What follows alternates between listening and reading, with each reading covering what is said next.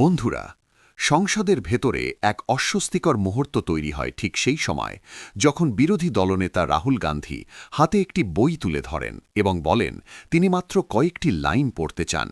বইটি প্রকাশিত হয়নি, কিন্তু তার অস্তিত্বই যেন শাসক শিবিরকে চমকে দেয়। স্পিকার সঙ্গে সঙ্গে হস্তক্ষেপ করেন, কেন্দ্রীয় মন্ত্রীরা সারি বেঁধে দাঁড়িয়ে পড়েন, আর সংসদের কার্যক্রম মুহূর্তের মধ্যে হট্টগোলে ঢেকে যায়। এই ঘটনাটি গুরুত্বপূর্ণ কারণ এটি কেবল নিয়মভঙ্গের প্রশ্ন নয়, এটি ক্ষমতা, ভয় এবং জাতীয় নিরাপত্তার নামে তথ্য গোপনের অভিযোগকে সামনে আনে। এমন এক সময় যখন চীন ভারত সম্পর্ক আবারও রাজনৈতিক বিতর্কের কেন্দ্রে। রাহুল গান্ধী সংসদে দাঁড়িয়ে যে প্রশ্নটি ছুড়ে দেন সেটি খুব সরল: আপনাদের ভয় কিসের? যদি ভয় না থাকে আমাকে বলতে দিন।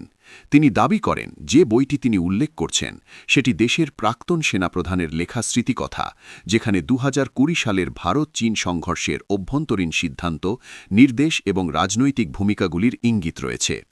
সরকার পক্ষের বক্তব্য, এই বই প্রকাশিত নয়, তাই তার উল্লেখ সংসদের নিয়মের বাইরে। কিন্তু প্রশ্ন উঠে যায়, প্রকাশিত নয় বলেই কি বিষয়টি মিথ্যা হয়ে যায়, নাকি প্রকাশ হতে না দেওয়াটাই আসল প্রশ্ন?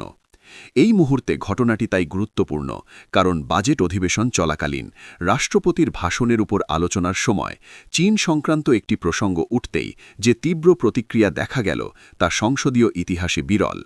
কেন্দ্রীয় স্বরাষ্ট্রমন্ত্রী, প্রতিরক্ষামন্ত্রী এবং সংসদ বিষয়ক মন্ত্রী একযোগে দাঁড়িয়ে রাহুল গান্ধীকে থামানোর চেষ্টা করেন। স্পিকার স্পষ্ট রুলিং দেন, কোনো অপ্রকাশিত বই, নথি বা ম্যাগাজিনের উল্লেখ করা যাবে না। কিন্তু বিরোধী দলনেতা বলেন তিনি কারো নামে অভিযোগ করছেন না, নিজের বক্তব্যের দায় নিজেই নিচ্ছেন।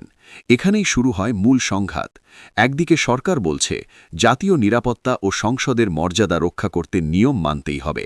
অন্যদিকে বিরোধী পক্ষের যুক্তি, যদি নিয়মের আড়ালে গুরুত্বপূর্ণ তথ্য চাপা পড়ে তবে সংসদের ভূমিকাই বা কী? রাহুল গান্ধী ডোকলাম এবং পরবর্তী চীন সীমান্ত পরিস্থিতির প্রসঙ্গ তুলতে চেয়েছিলেন। তার দাবি, বইটিতে লেখা আছে কিভাবে চীনা সেনার গতিবিধি, কৌশলগত অবস্থান এবং রাজনৈতিক স্তরের সিদ্ধান্ত একে অপরের সঙ্গে সংঘর্ষে জড়িয়েছিল। এই সময় সমাজবাদী পার্টির নেতা অখিলেশ যাদব দাঁড়িয়ে বলেন, চীন একটি সংবেদনশীল ইস্যু এবং যদি বিরোধী দলনেতার কাছে কোনো প্রস্তাব বা তথ্য থাকে তা অন্তত শোনা উচিত। তিনি স্মরণ করিয়ে দেন, অতীতে বহু নেতা সংসদে চীন প্রসঙ্গে সতর্ক থাকার কথা বলেছেন, কিন্তু সরকার পক্ষের প্রতিক্রিয়া ছিল কঠোর। বলা হয় এটি বাজেট আলোচনা, অন্য কোনো বিষয় নয়। অথচ রাষ্ট্রপতির ভাষণেই দেশের সামগ্রিক পরিস্থিতি, আন্তর্জাতিক সম্পর্ক এবং নিরাপত্তার কথা বলা হয়েছে। এই যুক্তিও সামনে আসে। সংঘাতের মূল জায়গাটি এখানেই। কে ঠিক করবে কোন তথ্য বলা যাবে আর কোন তথ্য বলা যাবে না? স্পিকার যখন রুলিং দেন তখন সংসদীয় শিষ্টাচার অনুযায়ী তা মানা বাধ্যতামূলক, কিন্তু বিরোধী দলনেতা যখন বলেন তিনি বইয়ের নাম না বলেও বিষয়টি বর্ণনা করতে চান, তখনও তাকে থামানো হয়। সরকার পক্ষের অভিযোগ, তিনি সংসদকে বিভ্রান্ত করছেন। বিরোধীর পাল্টা অভিযোগ, সরকার ভয় পাচ্ছে। এই ভয় কি কেবল নিয়ম ভঙ্গের, নাকি ২০২০ সালের সীমান্ত সংঘর্ষের রাজনৈতিক দায় সামনে চলে আসার আশঙ্কা? সেই সময় সরকার বারবার বলেছিল ভারতের কোনো ভূখণ্ড দখল হয়নি, কিন্তু বিভিন্ন রিপোর্ট, উপগ্রহ চিত্র এবং আন্তর্জাতিক বিশ্লেষণে ভিন্ন প্রশ্ন উঠেছে। সেই প্রেক্ষাপটে একজন প্রাক্তন সেনাপ্রধানের স্মৃতিকথা যদি প্রকাশ পায়, তাহলে কি কি প্রশ্ন নতুন করে উঠতে পারে? এটাই কি আতঙ্কের কারণ? ক্ষমতার ইঙ্গিত এখানেই স্পষ্ট হয়। সংসদে মতাধিকার থাকলে কি সব প্রশ্ন থামিয়ে দেওয়া যায়, নাকি বিরোধী কণ্ঠকে শোনাই সংসদের প্রকৃত শক্তি?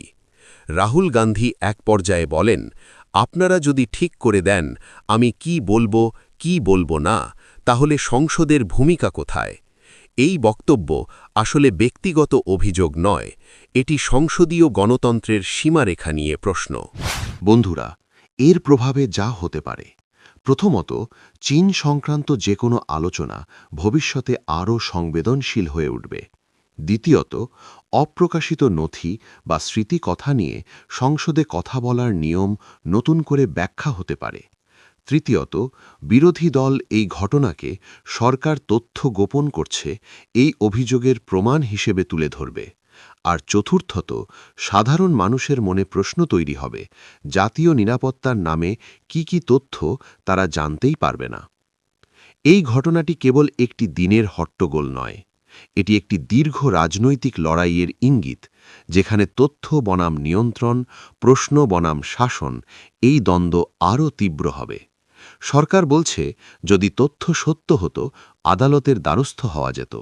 বিরোধী পক্ষ বলছে, আদালত সব প্রশ্নের উত্তর নয়, সংসদই প্রথম মঞ্চ।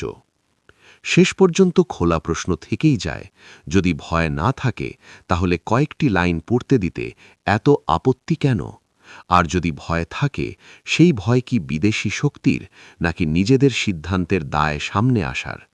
এই প্রশ্নের উত্তর আজ সংসদ দেয়নি, কিন্তু রাজনীতির ময়দানে এই প্রশ্ন আরও জোরে ফিরে আসবে। চীন প্রসঙ্গে সত্যিটা ঠিক কতটা বলা হচ্ছে, আর কতটা নীরবতার আড়ালে রয়ে যাচ্ছে? বন্ধুরা, এ বিষয়ে আপনারা কি মনে করেন?